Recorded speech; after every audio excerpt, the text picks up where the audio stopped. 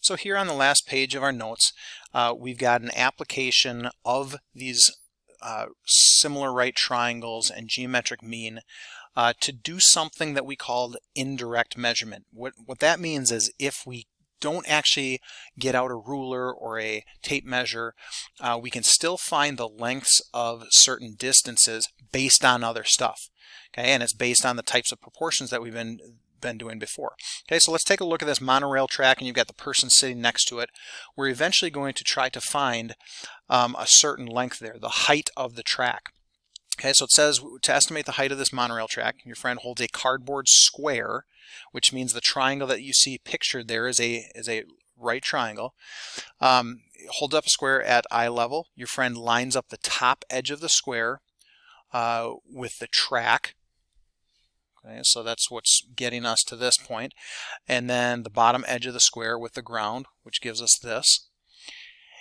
And then you measure the distance from the ground to your friend's eye level. Okay, that's 5.7. That's right here, which really, if I take this line straight across parallel to the ground, that's an altitude of that right triangle. Okay, so we now have this large right triangle that's split with an altitude, so everything that we've been talking about up to this point would apply and we can use. Now, one thing that always bugs me when I'm trying to solve problems like this is that I've got these distances way over to the side. 5.75. For me, I know I'm working with this triangle, so I'm actually going to write it in here for that section of the triangle. Because this entire thing is h, the height of the height from the track to the ground, that's h.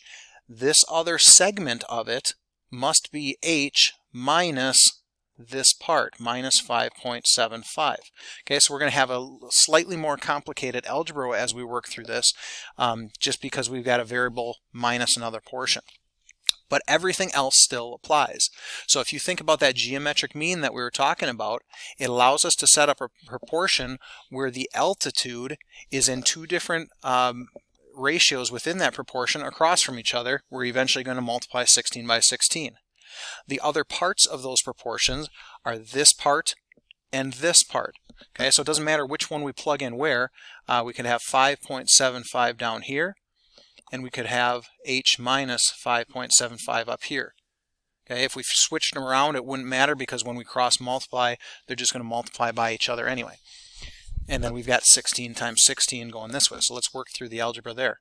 16 squared is going to be on one side, and we've got 5.75 times h minus 5.75.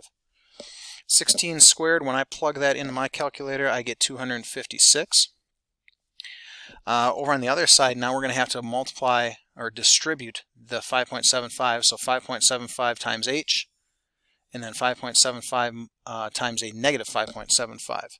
When I do those two things, the first term gets me 5.75 h. The second term is going to be a negative 33.0625. Okay, and the nice thing about all this, I've got h just in one spot, so I want to get it by itself. I'm going to add 33.0625 on both sides. That'll get rid of it over here. Okay, so when I do that, I'll be left with 5.75h on this side. Added to that other side, I will have 289.0625. And then the last thing I'll need to do is divide both sides by this 5.75. That'll leave me with just h on this side. Over here, that leaves me with approximately 50.21.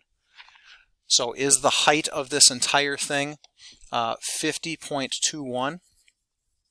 Does that make sense? If this is about 16 feet, that's about 50, a little more than 50. That's accurate. And that's how you can use geometric mean and this relationship with proportions based on similar right triangles in order to use indirect measurement.